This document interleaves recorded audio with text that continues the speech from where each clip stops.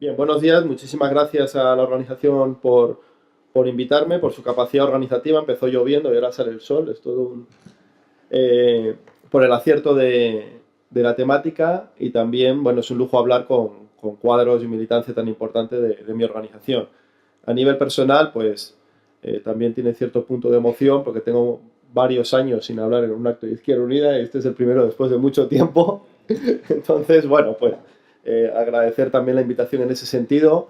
Lo que voy a exponer aquí es un trabajo, partes de trabajos colectivos que llevamos un tiempo, al menos desde 2008 y sobre todo desde 2014 trabajando, una serie de compañeros y compañeras que, bueno, militamos fundamentalmente en torno a la Fundación de Investigaciones Marxistas, que ahí hacemos nuestro trabajo de investigación y que ha dado una secuencia de libros el curso pasado del que voy a extraer pues algunas conclusiones que Yayo Herrero en gran parte, no sé dónde está, está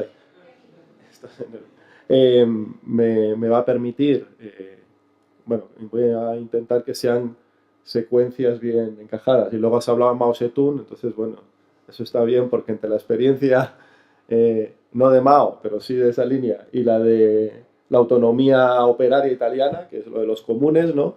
Hay ciertos aspectos que extraigo de cómo plantear la lucha en estos momentos. Bien, eh, mirad, también aquí agradecer a Marga que manda mucho, manda tanto que me he impuesto el nombre de la charla como tal. Aquí no lo he elegido yo, o sea que yo voy a hablar aquí lo que me mandan.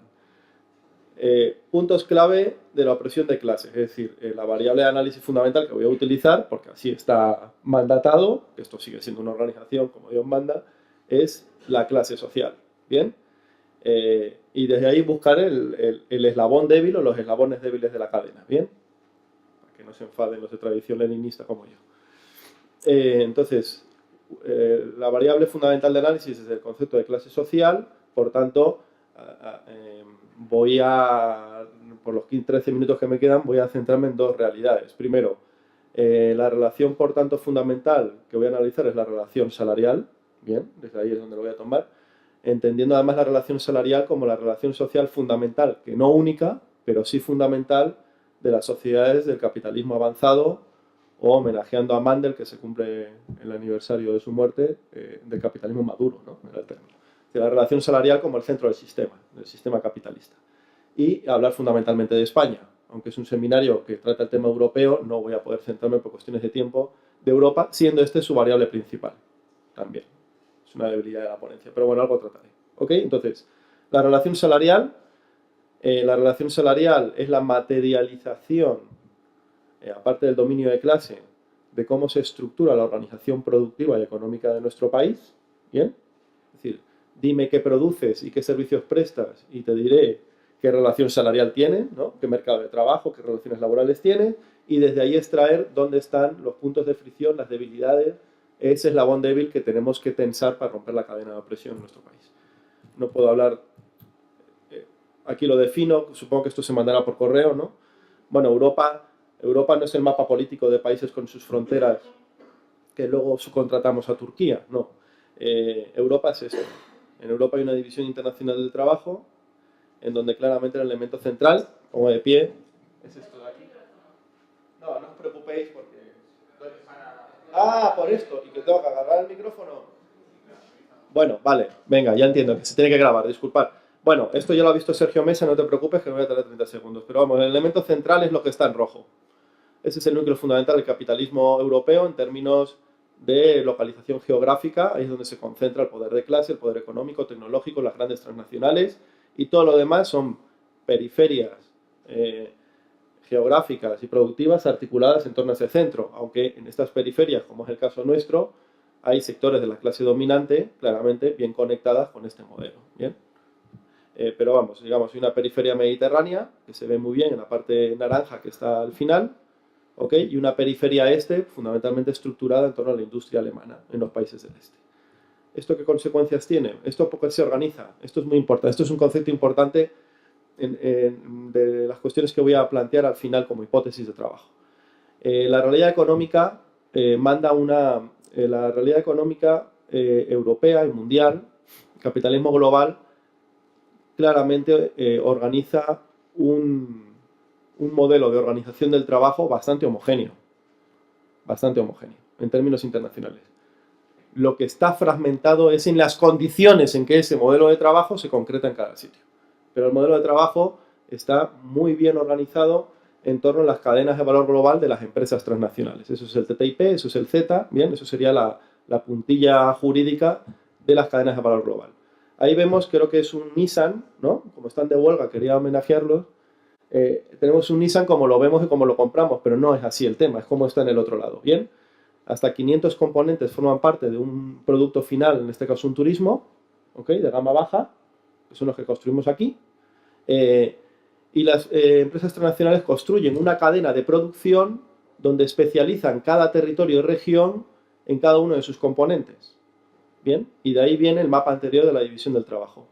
De tal manera que la transnacional Volkswagen o la transnacional SEAT es la que articula todo este proceso productivo en todo el mundo, en este caso en Europa, y es el que decide dónde localizar los componentes de un sentido o de otro. De tal manera que en unos sitios se localizan los componentes o aquellos procesos más intensivos en tecnología, en diseño, en conocimiento, y otros lo que hacen es generar el algodón, bueno, el algodón no, ya es la goma espuma que se mete en la silla y de manera en teletrabajo, es decir, en economía sumergida en illescas en casa, se cose. O el cableado de las mujeres en Soria, que luego se ponen en el frontal de los coches de la Seat Martorell. Entonces no es lo mismo que un territorio se especialice en un aspecto u en otro. Las condiciones laborales son distintas, pero lo importante de esto es quién manda, quién organiza este proceso productivo. Esta fragmentación, casi pulverización productiva a nivel global, la vuelve a encajar la multinacional. Ese es el sujeto protagonista del motor económico de la globalización actual, es el que construye estas cadenas de valor y es el que especifica y especializa qué se va a especializar cada territorio y en qué no se va a especializar. ¿Se entiende este aspecto?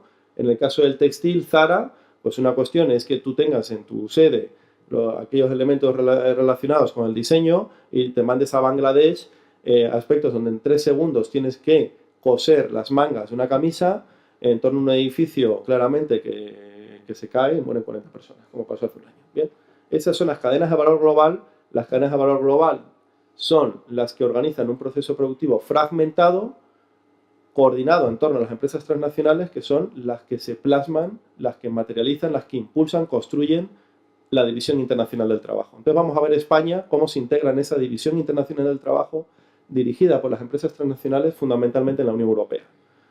Bueno, esta es la cadena de valor global estándar de cualquier producto. Luego esto se puede concretar en el textil, se puede concretar en la producción de la cerveza, en la producción de un ordenador como el que tengo yo, o como en esto, como en el micrófono, como en el vehículo, lo que queráis. Pero bueno, digamos, por abstraer una cadena de valor global mínima, los procesos que aparecen en toda producción, pero también en toda prestación de servicio. Mientras más alto, ese bien o ese servicio tiene una intensidad del trabajo y por tanto requiere de una perdurabilidad de la relación laboral alta.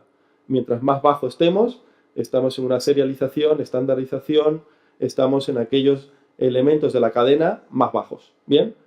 Menos intensivos en tecnología, etcétera, etcétera. Este rollo de la intensidad tecnológica no me interesa tanto como se ha explicado normalmente, pero sí en un aspecto que voy a decir ahora. Bueno, grosso modo España, ¿en qué se especializa? En los 3 de abajo. En el sector industrial, tareas de ensamblaje. Nosotros ensamblamos coches de componentes que vienen del extranjero y coches que nosotros no diseñamos. De un disparate de un país dependiente de petróleo produce coches altamente contaminantes y que lo que requieren es energías fósiles, ¿no? Ese contrasentido adquiere sentido en la lógica de la división del trabajo de las transnacionales. Bien. Materia prima, fundamentalmente un país dedicado al turismo es la explotación de su medio natural, lo que se llaman las ventajas paisajísticas, tenemos sol, tenemos playa y si no hay agua la trasvasas, ¿no? Porque claro, ¿dónde está el sol y playa? Donde no hay agua, pero los turistas se tienen que duchar 4 veces, etcétera, pues nada, ahí está el gran problema de la gestión del agua en este país. Y el otro, la distribución y venta. Prácticamente es un país que no producimos nada, todo lo importamos y luego ya aquí lo vendemos y lo distribuimos.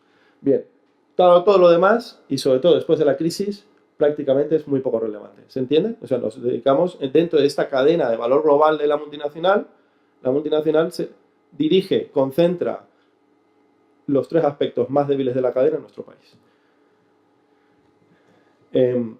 Esta división del trabajo se ve en otro mapa. Este es el grado de dependencia tecnológica que tienen los países. Entonces, Yayo Herrero nos mandata una misión correcta. La transformación productiva de nuestro país en torno a una transición ecosocial, ¿no? Economía verde, lo que se llama economía de los cuidados, por entendernos, que no me gusta el término, pero bueno, ecosocial, ¿no? Los elementos territoriales y sociales son los que construyen nuestro modelo productivo, no lo que demanda la economía mundial, ¿bien? Entonces, mientras más naranja y amarillo, más dependiente tecnológico eres. Mientras más verde, más más soberanía tecnológica tienes. ¿Nosotros en qué estamos? En amarillo, Extremadura, sector casi sin transformación agrícola, pues peor todavía. ¿Eso qué quiere decir? Que tenemos una barrera muy importante con quien transición en ese sentido porque no dominamos el cambio tecnológico en nuestro país, porque el cambio tecnológico en nuestro país es la consecuencia de las políticas tecnológicas de las empresas transnacionales. ¿Bien? Es decir, el cambio tecnológico en nuestro país está condicionado por la importación de tecnología extranjera. Bien porque el sistema tecnológico de innovación nacional no lo produce, ahí están los recortes, bien porque son las empresas tecnológicas, las empresas transnacionales las que controlan los sectores más avanzados de nuestra economía. Entonces, si nosotros queremos, por ejemplo, acometer esa larga marcha a la transición ecosocial, tenemos un impedimento nítido, que es que la tecnología que utilizamos en nuestro país es importada. Y el sujeto importador, es decir, que vende esa tecnología, son las transnacionales. En función de sus políticas, de esas cadenas de valor global, que ellos son los que seleccionan qué tecnología y qué procesos van de un sitio a otro, pues nosotros tenemos esa situación. Cuando veáis la transparencia, lo comparáis con la primera, la división del trabajo, y veis cómo se clava, ¿no? Pero también hay unas consecuencias sociales del mismo. Este es el mapa del paro estructural, del paro en la Unión Europea, datos de Eurostat 2015, diciembre de 2015, que es el último dato homogéneo que dispongo. Mientras más rojo, más paro. Mientras más azul, menos. ¿Dónde estamos? Mal, ¿no? Hay andaluces, castellanas y extremeñas en la sala. Muy bien, pues ahí. Pero no os preocupéis, que si afino, que no se pongan contentos valencianos y madrileños, porque si aumento el zoom, vamos a ver los datos de Madrid, que son los que más controlo y más estudio en la universidad. Pero se entiende la idea, ¿no? Es decir, esta es la posición que ocupa la División Internacional del Trabajo de España, y esto marca a hierro qué organización social, qué relaciones sociales y por tanto qué conflictos en los que debemos operar. ¿Bien? Somos un país. ¿Esto por qué? Bueno, entre otras cosas, somos un país desindustrializado. Este es el mapa industrial de España. La transformación productiva ecosocial está un poco complicada porque no tenemos ni siquiera estructura productiva previa de la que transitar. Básicamente, el mapa industrial es este, pero es muy debilitado, ¿no? Lo demás es un desierto productivo. ¿A qué nos dedicamos a esto? Este es el mapa económico del sector turístico español. Como veis, alcanza ya más, ¿no? Mientras más rojo la intensidad de visita y de gasto por turista es mayor, mientras más amarillo menos. Los que venimos de Castilla, sí, sí. Entonces, como vemos, es un país claramente fracturado y altamente especializado en un sector que tiene unas relaciones sociales, unas relaciones laborales muy específicas. Bueno, aquí paso rápido. Aquí es donde España tiene una sobredimensión económica y donde tiene una subespecialización. En donde tenemos, comparado con, pone 2006, pero es 2016, que con las prisas me equivoco, ¿vale? Bueno, pues tenemos claramente tenemos una sobreespecialización en el sector de la construcción y en el sector agroexportador. Y tenemos una subespecialización en el sector industrial, en los servicios públicos, bien, y en los servicios sociales. Este es el impacto, uno de los impactos medioambientales, el grado de el porcentaje ocupado en cada comunidad autónoma de superficie artificial en el primer kilómetro y en los primeros 10 kilómetros. En el primer kilómetro, en todas esas comunidades que veis ahí, básicamente ya no cabe nada, está construido. Entonces, al seguir en la senda del turismo y profundizarla, pues ya vamos por los 10 kilómetros de ocupación de construcción artificial de nuestro litoral o de aquellos ámbitos donde, como Madrid, pues son la primera corona urbana, la segunda corona urbana, la tercera corona urbana. Bien, bueno, esta es la política económica, por tanto, ¿qué política económica habría que seguir para que este modelo funcionase? El ajuste salarial, claramente, es un requerimiento imposible. Como veis, los costes laborales de España, que es lo amarillo, están muy por debajo de la media de los grandes países, pero no en todos somos los últimos, porque en precariedad somos los primeros. Bien, y vamos a plantear ya las conclusiones de trabajo que planteo. Bien, tranquilo Carlos, que voy a intentar ajustarlo.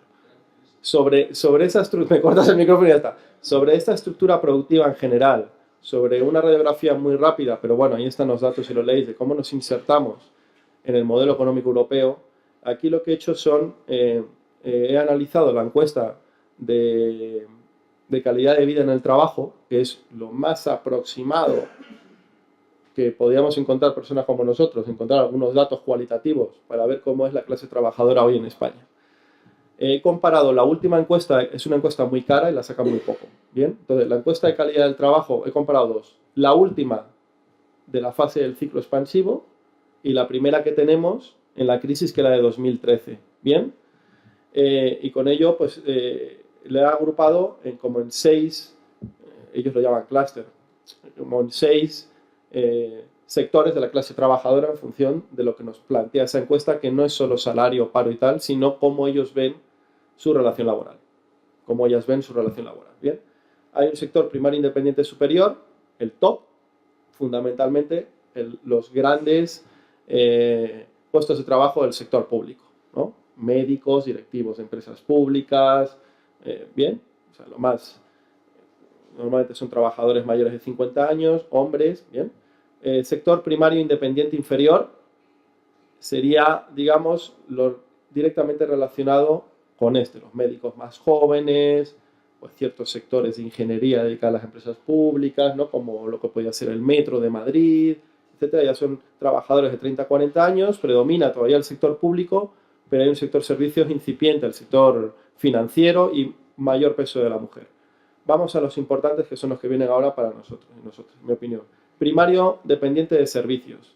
Aquí está fundamentalmente el sector financiero, los trabajadores que se agarran el autobús en Madrid, en Moncloa, y se van ahí a la ciudad financiera del Santander, bien, y todo el gran sector servicios de transporte, que es donde vas a ir de un lado para otro últimamente en sus conflictos, ¿no? El sector servicios de transporte, pues Iberia, Renfe, Adif, suministradores de servicios como Telefónica y las eléctricas, y también Dani Gismero, que es el que nos arrastra, ¿no? Y el sector directivo y de cuadros de mando de las grandes 6 empresas de la obra pública, ¿bien?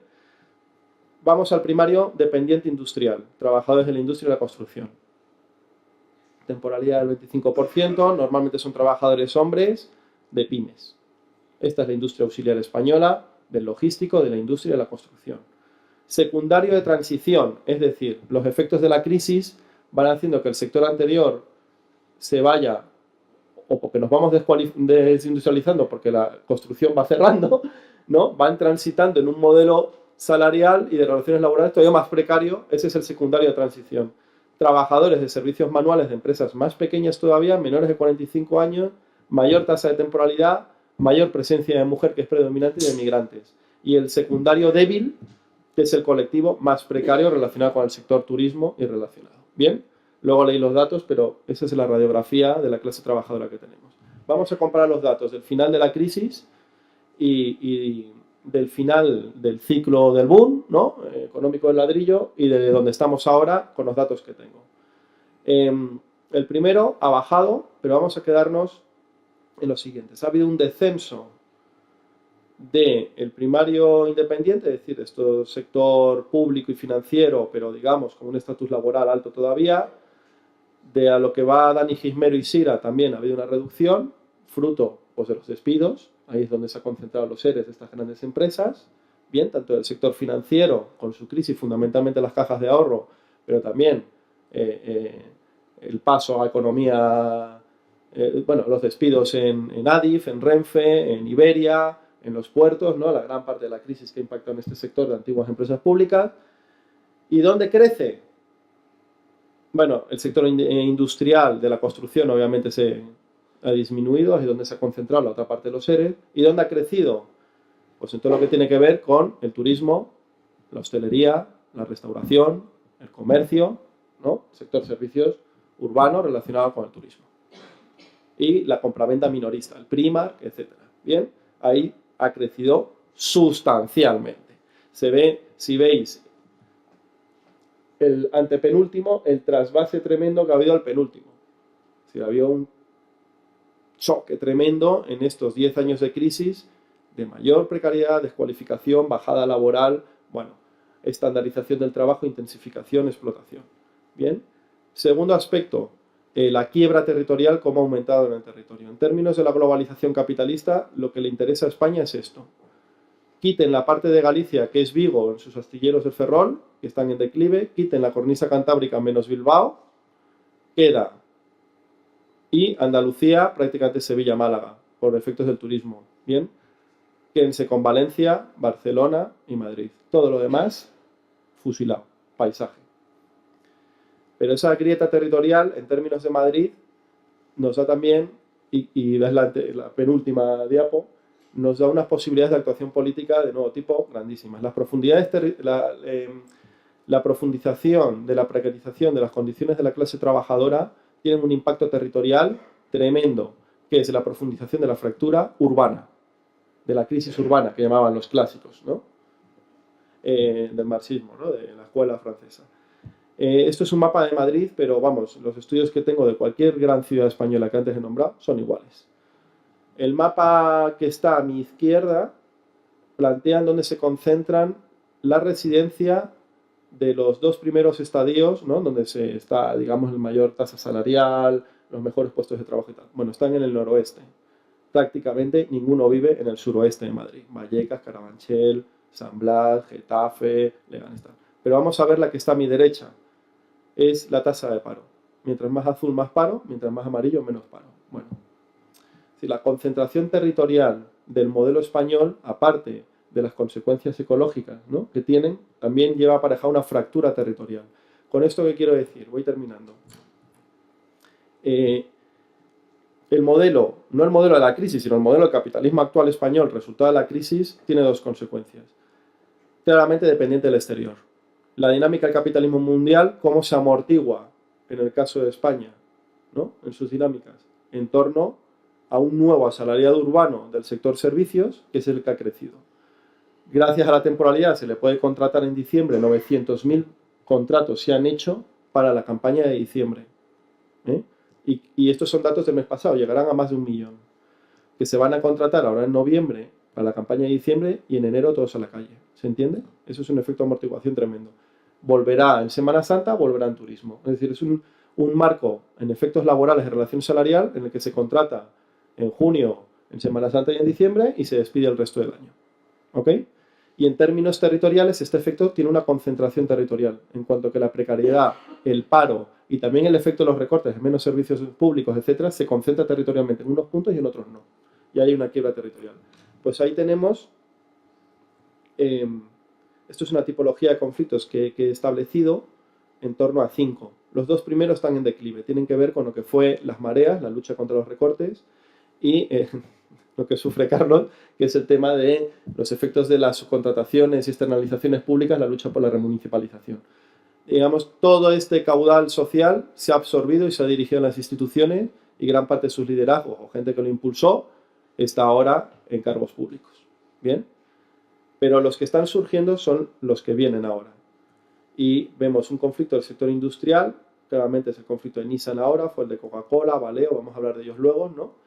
El conflicto de las TIC, el supuesto gran paradigma del capitalismo flexible, amable, desmaterializado, que no contaminaba, que no sufrías, estabas con tu Mac, podías trabajar en un bar, en tu casa, o incluso ir a una oficina que no es una oficina, sino que es, vas descalzo y todos en camisa de manga corta y tal, todo es guay.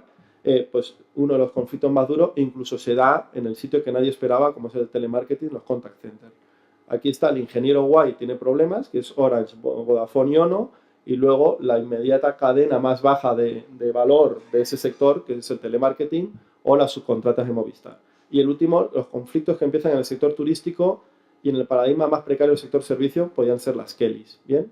Y ya lo último, lo que quería decir, aquí se plantea, por tanto, elementos centrales, un ejercicio de conflicto de nuevo tipo, de conflicto laboral, por eso no he metido la PA, estoy hablando de conflicto laboral, no me he metido en otros berenjenales.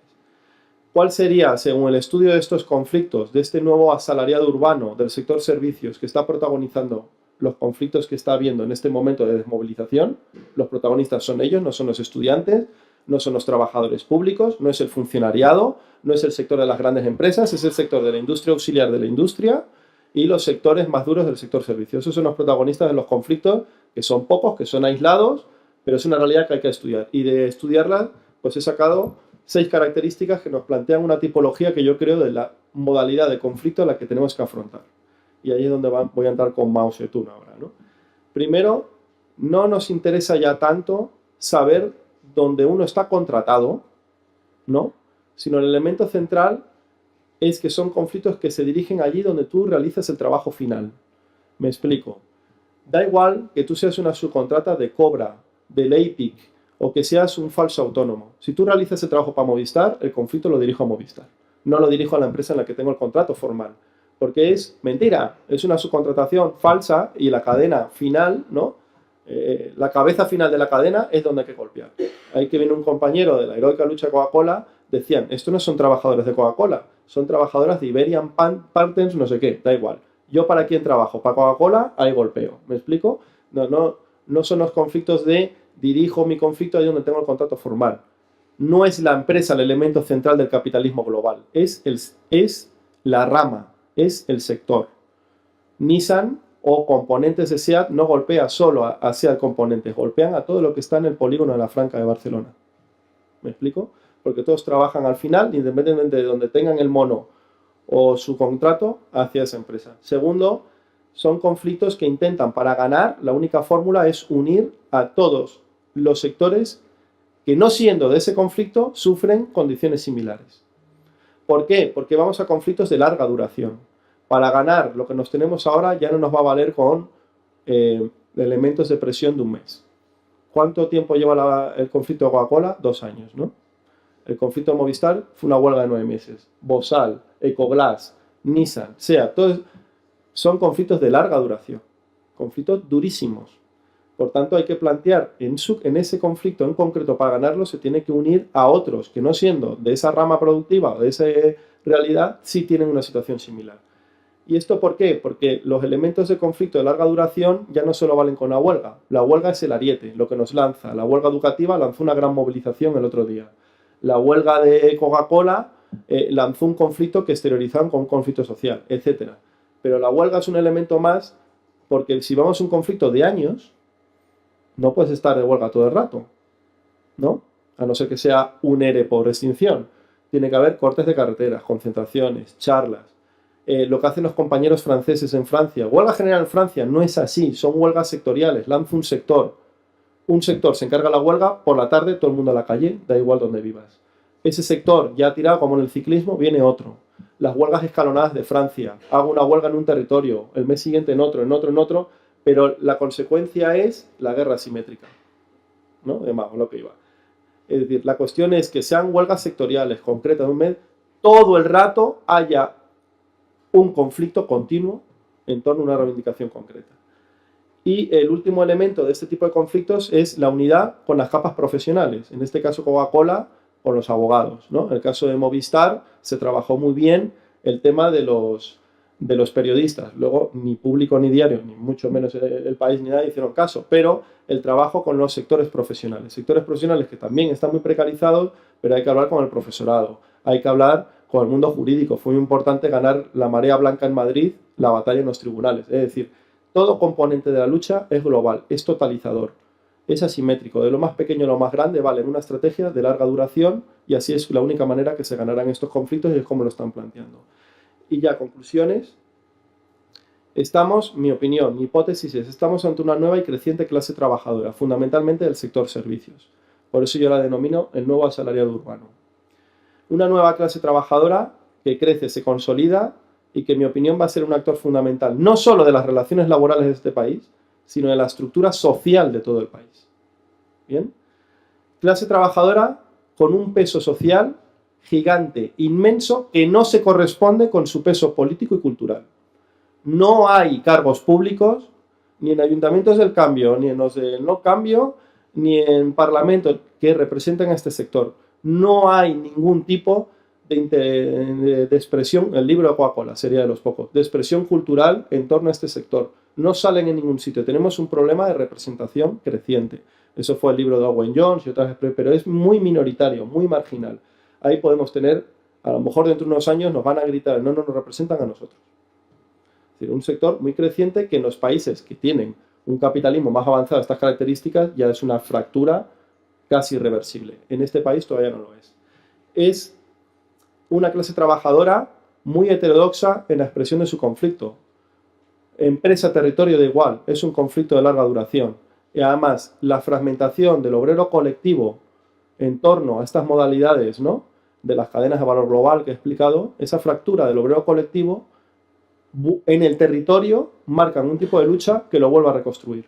Las Kellys no pueden, dicen, no podemos ejercer un sindicalismo en mi empresa porque me echan.